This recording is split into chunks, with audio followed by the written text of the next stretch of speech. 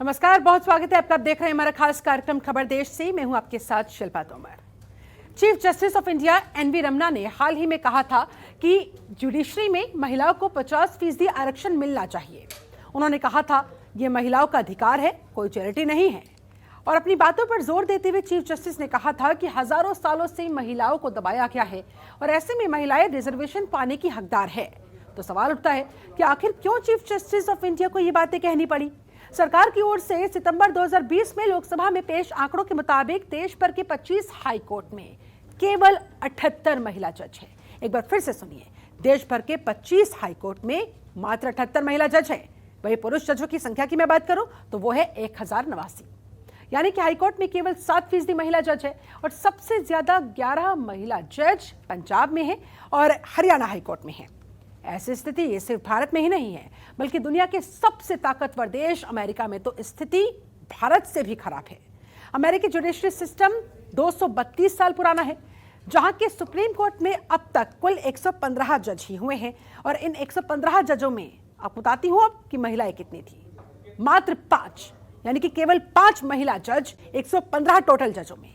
यानी अब तक बने कुल जजों का महज 4% जज वहां पर महिलाएं। वहीं पड़ोसी देश पाकिस्तान की बात कर ले तो पाकिस्तान के सुप्रीम कोर्ट में अब तक एक भी महिला जज बन ही नहीं सकी। हाल ही में पाकिस्तान में लाहौर हाई कोर्ट की जस्टिस आयशा मलिक को सुप्रीम कोर्ट का जस्टिस बनाने की सिफारिश सामने आई थी।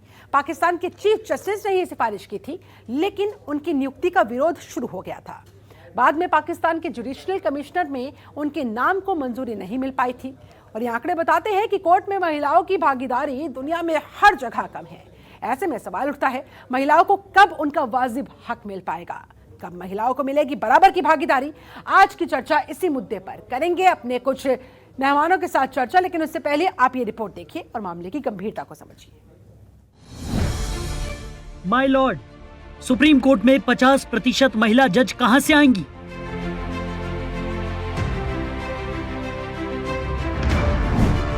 इकहत्तर साल में तो सिर्फ 11 जज बनी।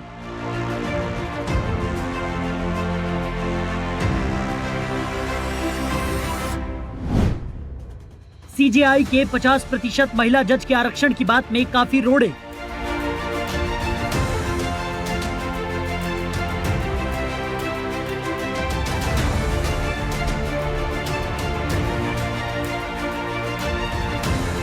Chief justice of India NV Ramana ने हाल ही में कहा था कि जुडिशरी में महिलाओं को 50% आरक्षण मिलना चाहिए। इसके अलावा देश भर के लॉ कॉलेजों में भी महिलाओं को इतना ही आरक्षण मिलना चाहिए। ये महिलाओं का अधिकार है, कोई चैरिटी नहीं है।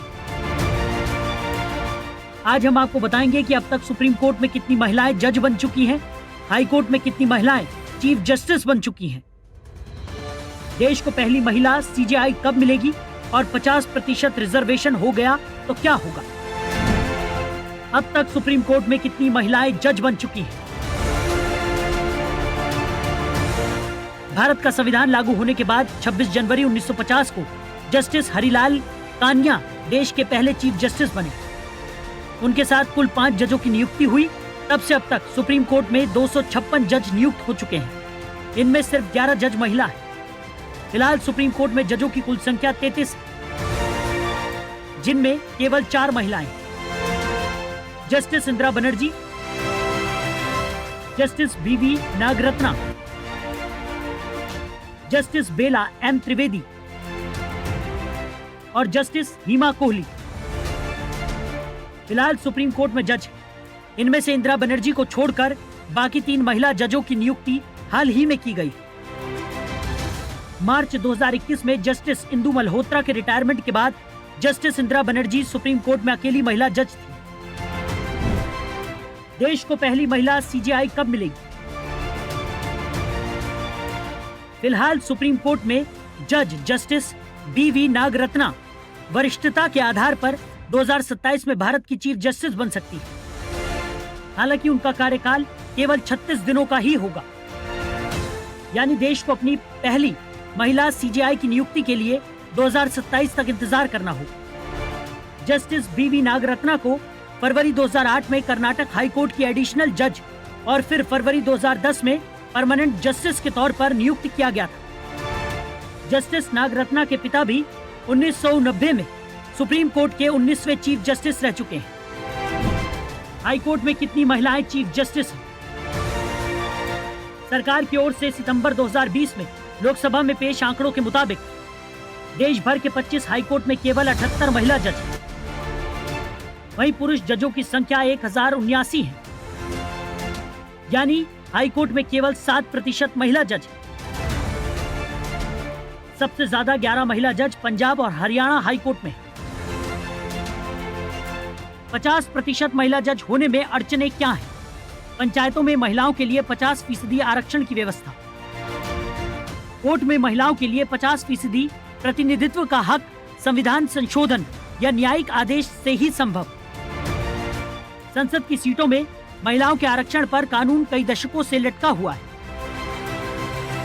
कोर्ट में 50% आरक्षण के लिए सुप्रीम कोर्ट को जारी करना पड़ सकता है आदेश। जज बनने के लिए वकील होना जरूरी। पूरे देश के सभी लॉ कॉलेजों में महिलाओं के लिए 50% आरक्षण का कोई नियम नहीं। निचली अदालतों में राज्य न्यायिक सेवाओं में 5% से 35% तक आरक्षण का नियम। बिहार में 5 साल पहले 35% आरक्षण का कानून बना। बिहार में निचली अदालतों में महिला जजों की संख्या लगभग 11.5%।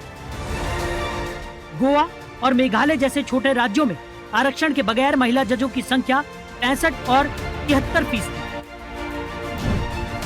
क्या सिर्फ भारतीय सुप्रीम कोर्ट में ऐसी स्थिति है? दुनिया के सबसे ताकतवर देश अमेरिका में स्थिति भारत से भी खराब है। अमेरिकी जुडिशियरी सिस्टम 232 साल पुराना है। यहाँ के सुप्रीम कोर्ट में अब तक कुल 115 जज हुए हैं। इन 115 जजों में केवल 5 महिलाएं हैं, यानी अब तक बने कुल जजों का महज 4% जज महिलाएं हैं। अमेरिकी सुप्रीम कोर्ट की पहली महिला जज सांड्रा डे ओकॉर्नर थी। सांड्रा 1981 में अमेरिकी सुप्रीम कोर्ट में जज नियुक्त हुई थी। मौजूदा 9 जजों में 3 महिला जज। पड़ोसी देश पाकिस्तान के सुप्रीम कोर्ट में अब तक एक भी महिला जज नहीं बन सकी। हाल ही में पाकिस्तान में लाहौर हाई कोर्ट की जस्टिस आयशा मलिक को सुप्रीम कोर्ट का जस्टिस बनाने की सिफारिश पाकिस्तान के चीफ जस्टिस ने की, लेकिन उनकी नियुक्ति का विरोध शुरू हो गया था। बाद में पाकिस्तान के जुडिशियल कमीशन ने उनके नाम को मंजूरी नहीं दी। ये आंकड़े बताते हैं कि कोर्ट में महिलाओं की भागीदारी दुनिया में हर जगह कम है। ब्यूरो रिपोर्ट, जनतंत्र टीवी।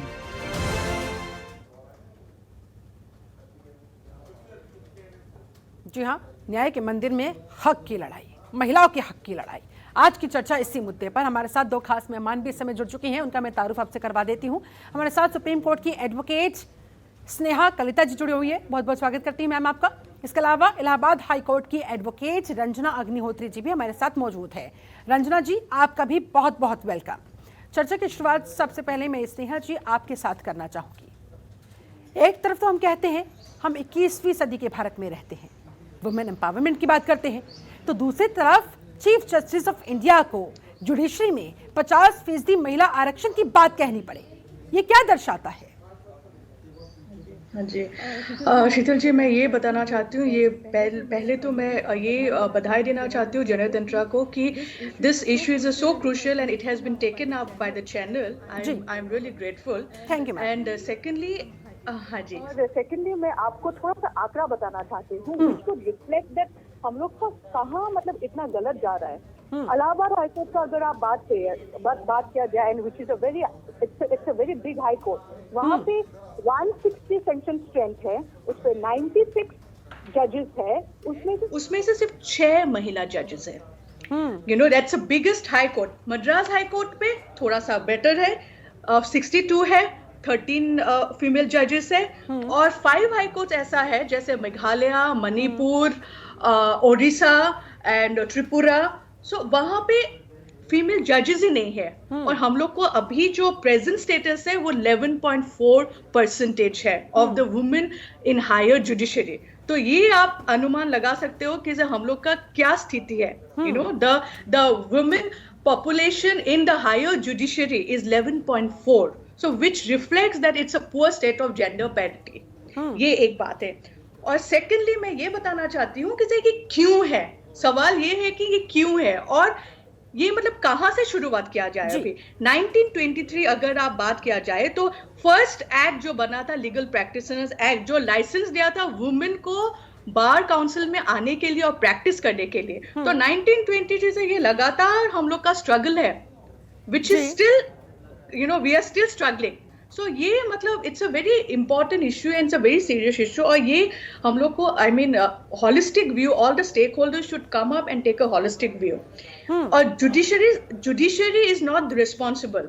हम स्टेट गवर्नमेंट को भी, सेंट्रल गवर्नमेंट को भी, जब हम लोग ने एनजीएससी मैटर किए थे 2014 में कॉन्स्टिट्यूशन बेंच में, तो हम लोग ने एक रिप्रेजेंटेशन डाले थे। वहां पे हम लोग ने बोले थे कि एमओपी जो अपॉइंटमेंट ऑफ जजेस जो देखते हैं, जो क्राइटेरिया बनाते हैं, एमओपी मेमोरेंडम ऑफ प्रोसीजर, उस पे जहां जहां हाई कोर्ट का लैक है और जहां जहां हाई वुमेन रिप्रेजेंटेड नहीं है, उस हाई कोर्ट्स पे आपको थोड़ा सा देना पड़ेगा। 19-20 अगर हो फिर भी मेरिटरी reserve. I am not saying about ऐसे ही आप जज बना दो, वुमेन जज को जज बना दो, वुमेन लॉयर को, और या बार से बनाओ या सबऑर्डिनेट जुडिशियल लेके आओ, लेकिन you have to have adequate representation. और एक सेकंड सवाल मैं ये भी बताना चाहती हूँ, इंडिया सीडो जो इंटरनेशनल कन्वेंशन, यूनाइटेड कन्वेंशन है, उसका सिग्नेटरी मेंबर है। वहां पे पहला जो इंपॉर्टेंट पॉइंट है वो है active representation in women in judiciary.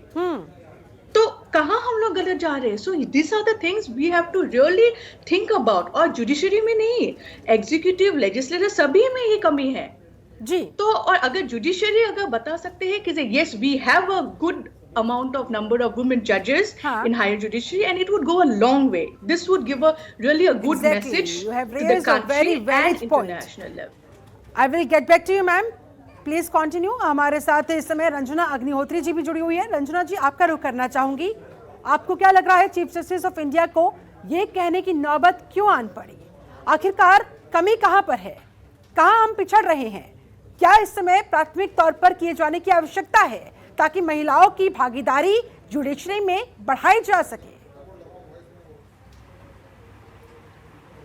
देखिए, इसका एक कारण नहीं है, इसके कारण बहुत सारे हैं।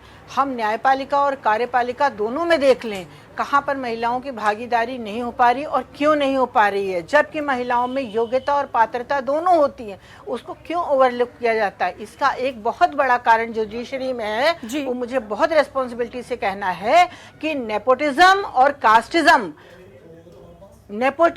कास्टिज्म ये डोमिनेट कर जाता है, और यहीं पर ये समाप्ति हो जाती है कि महिलाओं को कहाँ से रिजर्वेशन मिले। दूसरी बात, ये इम्पोर्टेंट बात ये है कि जब लॉ में पढ़ने की बात आती है या कोर्ट्स में जा करके एज एन एडवोकेट सर्वाइवल की बात आती है, तो जो न्यू कमर्स होते हैं या जो सीनियर कैटेगरी की लेडी लॉयर्स होती हैं, उनके लिए भी बहुत मुश्किल और बहुत चैलेंजेस होते हैं। ठीक है, आप चैलेंजेस स्वीकार करके आप अपने मेरिट के दम पर आगे बढ़ते हैं, लेकिन आप इस नेपोटिज्म से और कास्टिज्म से कैसे बच पाएंगे? यहाँ पर आपकी कोई बात सुनने वाला नहीं है। ये सारी चीजें उसके ऊपर डोमिनेट कर जाती हैं। बावजूद उसके अगर सुप्रीम कोर्ट ने ये चिंता व्यक्त की है, तो निश्चित ही किसी ना किसी दिन ये फलीभूत होगी। और यहाँ पर हमको अपने मेरिट को दिखाना होगा, और मतलब हमें मेहनत भी करनी होगी। ये नहीं कि खाली हम महिला हैं, हमें रिजर्वेशन मिल जाए। हमें अपना आर्ग्यूमेंट, हमें अपने लेखन की क्रिया, हमें अपना प्रेजेंटेशन, कोर्ट क्राफ्ट, ये सारी चीजें प्रेजेंट करें हम, जिससे कि हम किसी की भिक्षा नहीं चाहिए, हमें अपना अधिकार हमारे प्रेजेंटेशन से मिलेगा। कैसे मिल पाएगा, स्नेहा जी, क्या लग रहा है आपको? और ये बहुत महत्वपूर्ण बात रंजना अग्निहोत्री जी ने कही है, नेपोटिज्म और कास्टिज्म की। ये कितने बड़े अड़चन, कितने बड़े रोड़े? हाँ जी शीतल जी, मैं ये बताना चाहती हूँ, nepotism, casteism, yes of course है, सोसाइटी में है ना, बिल्कुल सिर्फ जुडिशरी में है, it's all over India. But patriarchal mindset हम लोग को थोड़ा सा हटाना होगा इससे। पेट्रियर्कल माइंडसेट मतलब हम लोग के फैमिली मेंबर्स को आगे आके बेटियों को पढ़ाना होगा, जुडिशरी में उन लोग को सपोर्ट करना होगा। Even the bar members, senior junior lawyers को सपोर्ट करना होगा. Even the state bar council has a very important role. अगर अभी आप सिनेरियो देखेंगे तो बार काउंसिल ऑफ इंडिया में कभी भी चेयरपर्सन वुमेन नहीं हुआ है. अभी तक महिला किसी भी पोस्ट पे, इंपॉर्टेंट पोस्ट पे नहीं है. ये खुद सवाल है कि हम लोग क्यों पीछे रह गया है. बिकॉज ये फैमिली एक फैमिली का दबाव होता है. जब आप शादी कर लोगे तो इन लॉज का दबाव होता है, हस्बैंड का. They think that we are more on a domestic, we are more good in domestic responsibility. But if you wanted to lead the nation then it has to be balance, right? Exactly. So ये बात, so you have to be gender neutrality. हम लोग imbalance करना होगा, सभी को तो आगे इसकी बढ़ना बैलेंसिंग होगा. के लिए मैम And क्या लग रहा है, किस तरह का सिस्टम डेवलप करने की आवश्यकता है इस समय? देखिए, पहले तो एजुकेशन सिस्टम, एम्प्लॉयमेंट सिस्टम और जी. जो हायर पोजीशन सिस्टम. सो ये तीन विंग्स है जहां पे गलत जा रहे हैं. एजुकेशन सिस्टम एक है कि जब आप 12 पास करके सभी बेटियों को बोले कि लॉ पढ़ने के लिए, ask them to, अगर more judges would come in the higher collegium then they would aspire more. अगर सुप्रीम कोर्ट में ज्यादा वुमेन जजेस होंगे तो they, the young female lawyers would be more enthused to become, okay, Exactly. मैं इनके तरह बनना चाहूंगी. So that would give a motivation. That is one. Education system में free judicial training होना चाहिए. That was my argument. Like I really emphasize कि अगर आप अपने बेटी को पढ़ाना चाहते हो और कॉलेज का भी रिस्पॉन्सिबिलिटी बनता है कि उनको आगे आने के लिए फ्री क्लासेस कंडक्ट किया जाए, जुडिशरी में आने में फ्री क्लासेस कंडक्ट किया जाए, उनको फ्री इंटर्नशिप दिया जाए. And एक atmosphere create करे, free and secure atmosphere, because lot of women lawyers face sexual harassment at workplace.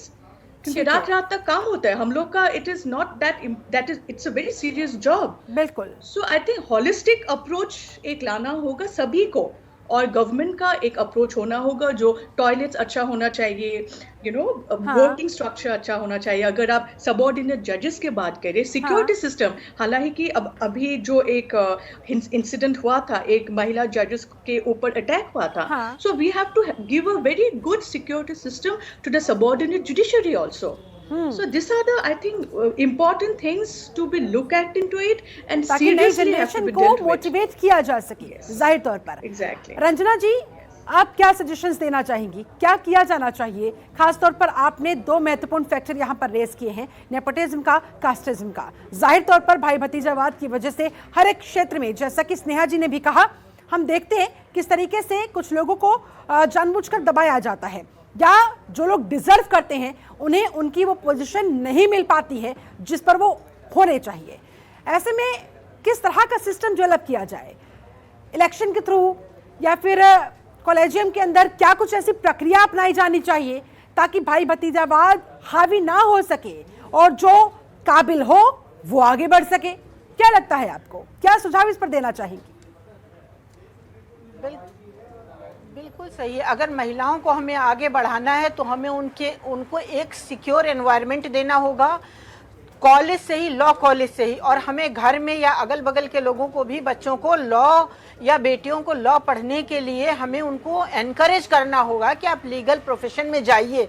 और साथ ही साथ उन्हें हमें ये भी बताना होगा कि लीगल प्रोफेशन में जाने के लिए चैलेंजेस हैं. उन चैलेंजेस को आप स्वीकार कीजिए, आप पढ़ाई कीजिए, मेहनत कीजिए और अपनी मेरिट को प्रूव कीजिए.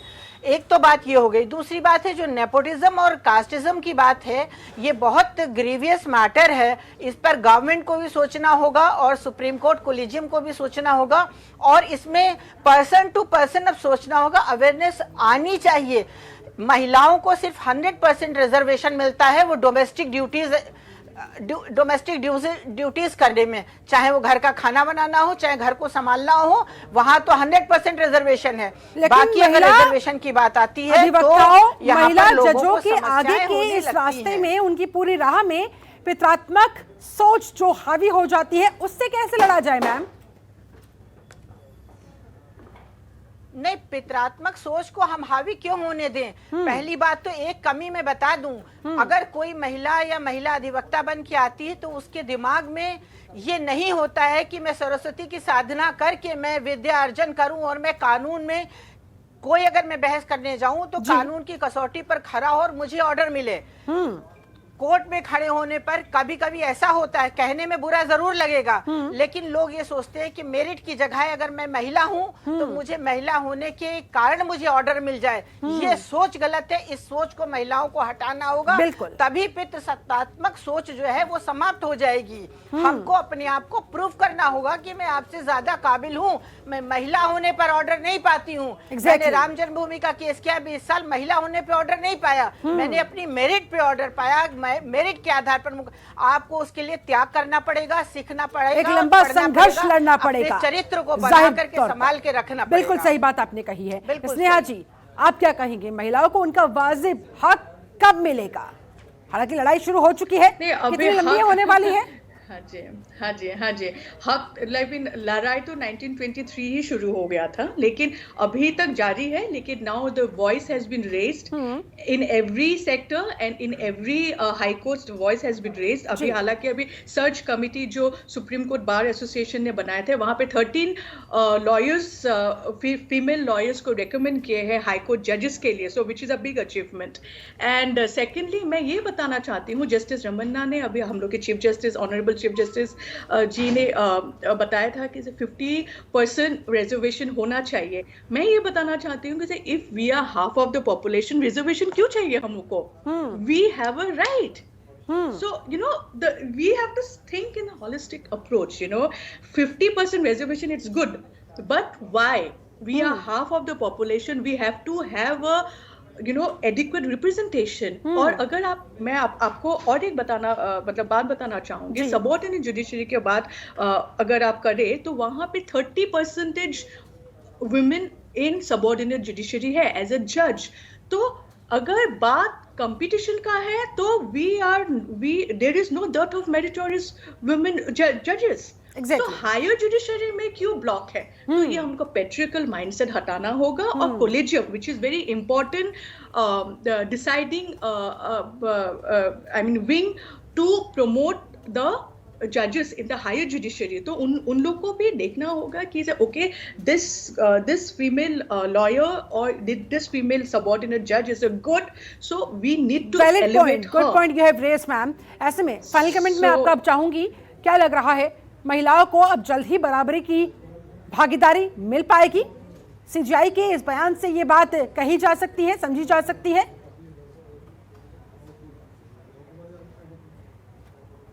स्नेहा जी? यस, यानी कि कहा जा सकता है कि महिलाओं को अब जल्द ही बराबर की भागीदारी मिल जाएगी? यस, बिल्कुल। अगर हम लोग media has a very important role to play, and print and media has a very important role. अभी अवेयरनेस आ रहा है, जागरूकता आ रहा है। It has been raised in United Nation that why we have a female women, there has to be holistic approach. ये एक रिस्पांसिबिलिटी, होलिस्टिक अप्रोच अपनाने की आवश्यकता है। ठीक है, रंजना अग्निहोत्री जी, फाइनल कमेंट आपका जल्दी से। मैम बिल्कुल सही कह रहे हैं कि होलिस्टिक अप्रोच की आवश्यकता है, लेकिन साथ साथ हमको ये नहीं भूलना है कि हमें अपनी मेरिट डेवलप करनी है। हमें भीख नहीं चाहिए, हमें अपने मेरिट से हमें अपना अधिकार लेना है, तभी ये नेपोटिज्म और कास्टिज्म खत्म होगा। ताकि कोई कितना भी चाहे लेकिन आपके ऊपर उंगली ना उठा पाए। चलिए, बहुत बहुत शुक्रिया आपका रंजना अग्निहोत्री जी हमारे साथ जुड़ने के लिए। स्नेहा जी, आपका भी बहुत बहुत धन्यवाद, आप लोगों ने समय निकाला, ये इस चर्चा में आप लोग शामिल हुए। तो कुल मिलाकर फिलहाल जुडिशरी में महिलाओं की बराबर की भागीदारी की बात तो कही गई है, सीजीआई की तरफ से इसके बारे में संकेत भी दिए गए हैं, आरक्षण के बारे में उन्होंने हक की बात भी कही है। लेकिन देखने वाली बात होगी कि ये जो लड़ाई अब लड़ी जा रही है ये कहाँ जाकर खत्म होती है और कब तक ये बराबरी की भागीदारी महिलाओं को, वो महिलाएं जिसे देश में आधी आबादी कहा जाता है, आधी आबादी को कम से कम 50% आरक्षण कब तक मिल पाता है, फिलहाल ये देखने वाली बात होगी। मेरे साथ इस खास चर्चा में जुड़ने के लिए आप सभी का बहुत बहुत शुक्रिया। बने रहिए जनतंत्र टीवी के साथ। नमस्कार। खबरों के निष्पक्ष विश्लेषण के लिए सब्सक्राइब करें Jantantra TV and press the bell icon. Never miss any update.